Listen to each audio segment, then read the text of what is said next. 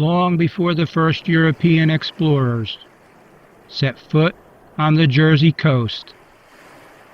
The native people of the land, the Leni-Lenape Indians, were coming to our shores to bask in the area's beauty and natural resources.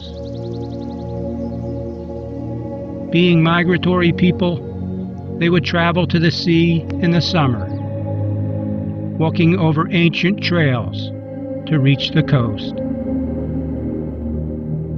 Once they arrived at the shore, the Lenape built temporary wigwams for shelter and set up their encampments.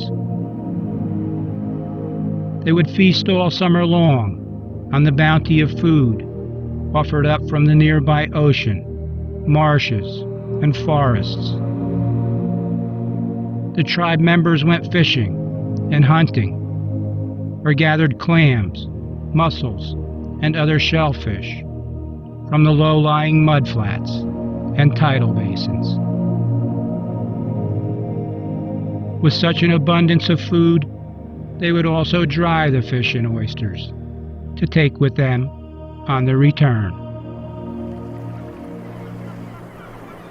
Just as many of us stroll along the beach today collecting seashells, the Lenape did the same.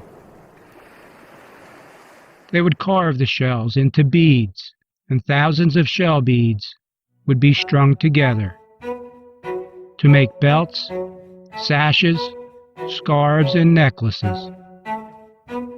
The name they gave these decorative pieces was wampum. Wampum beads held high value to the native people and held cultural and ceremonial meaning. Wampum would also become an early form of currency when trading with the newly arriving European colonists. Contact between the Lenape and the early Europeans was limited until the early 1600s. One of the earliest encounters was made in September 1609. English explorer Henry Hudson was sailing his ship, the Half Moon, north along the Jersey shore from Delaware Bay when he cast anchor near Sandy Hook. Some of Hudson's crew took a small boat out into Newark Bay to explore. As they came back, they were attacked by hostile Indians. One crewman was killed with an arrow to the throat, and 2 others were hurt. Hudson decided it best to haul up anchor and leave Sandy Hook, heading north into New York Bay and to what is now known as the Hudson River.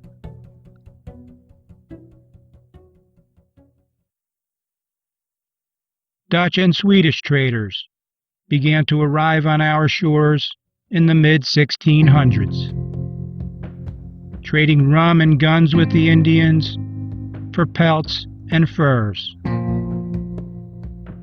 Most of these new arrivals had little respect for the native people, however, and the 2 groups were often combative.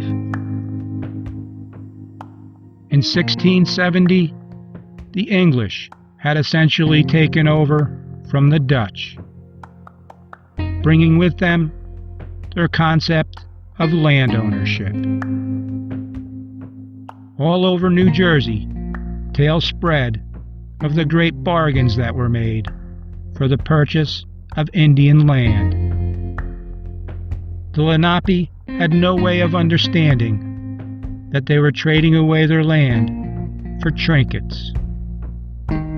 It wasn't long before the Jersey coast would be owned by the English. Unfortunately, the number of Indians in the New Jersey coastal area began to drastically decline after the arrival of these newcomers. The Europeans need to own the land, and the diseases, guns, and alcohol they brought with them created an impossible environment for their survival. Some of the tribe members moved north. Some moved west. Their words, however, are lasting reminders and remain with us throughout New Jersey and all along the Jersey Shore. From Manasquan to Mantoloking, Absecon to Tuckahoe, Manahawkin to Metatetaconk.